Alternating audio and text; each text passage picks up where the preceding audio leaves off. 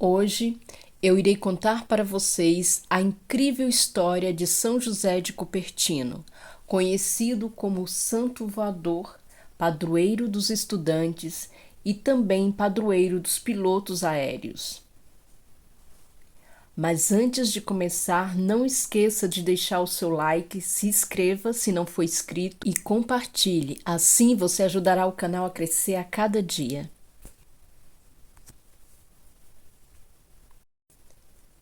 São José de Cupertino nasceu em 17 de junho de 1603 com o nome de Giuseppe Maria Deza, na vila de Cupertino, na província italiana. Filho de Felice Dessa e Francesca Panara. O seu pai, um pobre carpinteiro, faleceu antes do seu nascimento. A sua mãe foi obrigada a dar à luz em um estábulo, porque antes mesmo do seu nascimento, ela precisou dar a casa em que morava para liquidar as dívidas da família.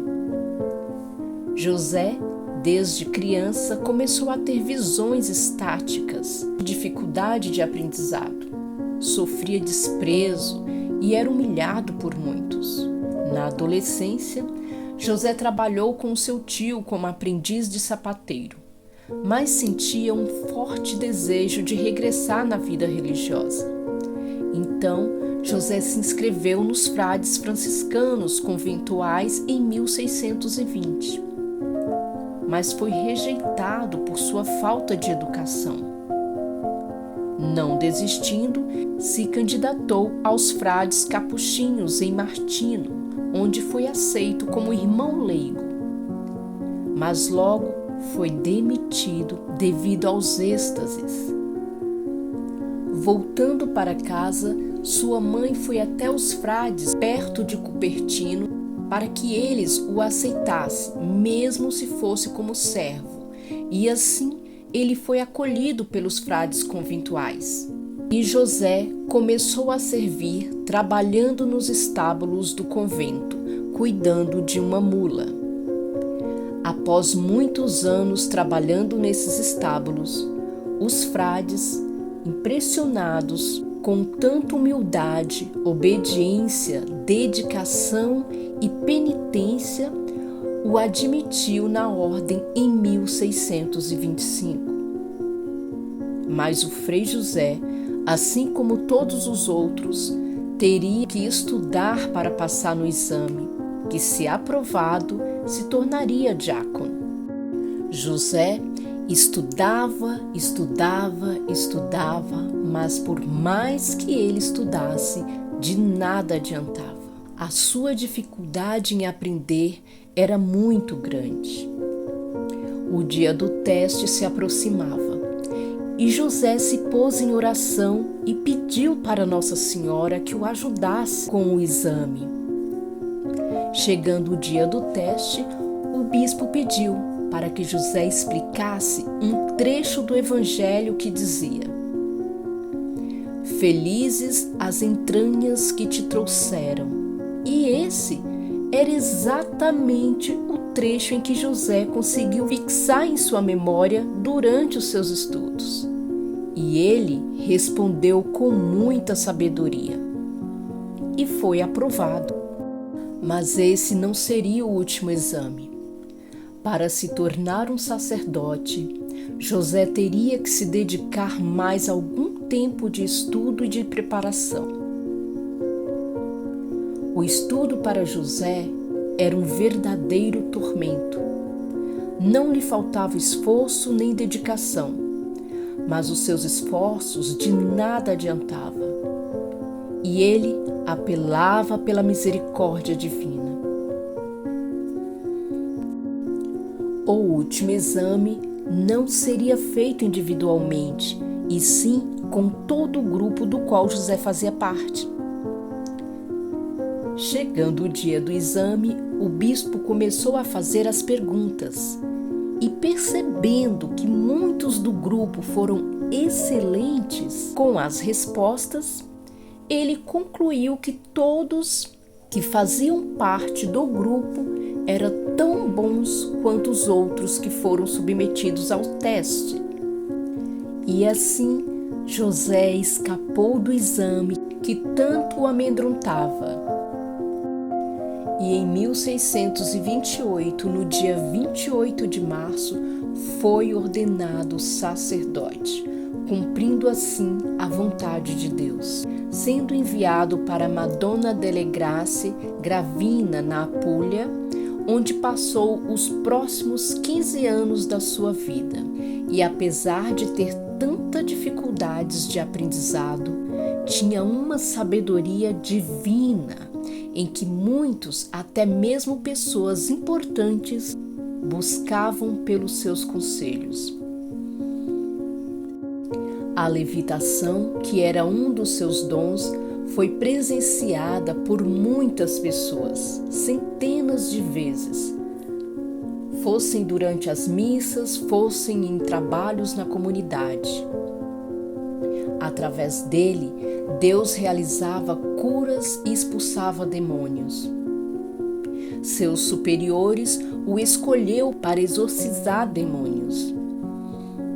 Mas ele não se achava digno e, por obediência, no momento do exorcismo, ele dizia a seguinte frase para o demônio: "Sai dessa pessoa se quiser, mas não faça isto por mim, mas pela obediência que devo aos meus superiores." E os demônios saíam. Em uma ocasião, 10 trabalhadores tentavam levar uma cruz muito pesada para ser colocada no topo de uma montanha, mas não conseguiram.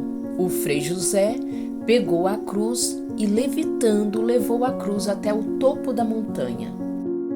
Um outro momento que também era muito comentado pela população local e que foi presenciado pelos fiéis e pelos religiosos foi de quando o Frei José levitou até o quadro de Nossa Senhora, que ficava a 3,5 metros de altura, e beijou o menino Jesus que ela segurava no colo, e em seguida começou a rezar no ar, muito emocionado. O Frei José tinha muitos dons, como o de comunicar-se com os animais, de bilocação, que é onde a pessoa consegue estar em 2 lugares ao mesmo tempo. Dizem que Frei José, que estava em Assis, sabendo que sua mãe, que morava em Cupertino e que estava muito doente e que poderia falecer a qualquer momento, o Frei surgiu de uma forte luz no quarto onde ela estava. E somente depois de vê-lo, ela faleceu. Um dia, levaram o Frei José para visitar o Papa Urbano VIII, que queria saber se os êxtases e os episódios de levitação do frade eram verdadeiros. São José apareceu diante do Papa e levitou, e todos que estavam presentes ficaram impressionados. Seus fenômenos místicos ganharam tanta popularidade que chamou a atenção da Inquisição, tendo que mudá-lo de mosteiro para mosteiro. Para evitar a distração e o incômodo causado pelos fenômenos, decidiram colocar o frei em uma pequena cela, o proibindo de participar de qualquer trabalho na comunidade, o mantendo isolado de todos. O frei tudo suportou com muita obediência. E finalmente, em 9 de julho de 1657, Frei José foi autorizado a retornar a uma comunidade conventual na cidade de Osimo. E ao chegar lá, ele disse: "Esse é o lugar do meu descanso."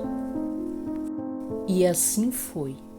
Viveu ali por mais 6 anos e veio a falecer no dia 18 de setembro de 1663, aos 60 anos de idade. Frei José foi beatificado em 1753 pelo Papa Bento XIV e canonizado em 1767 pelo Papa Clemente XIII.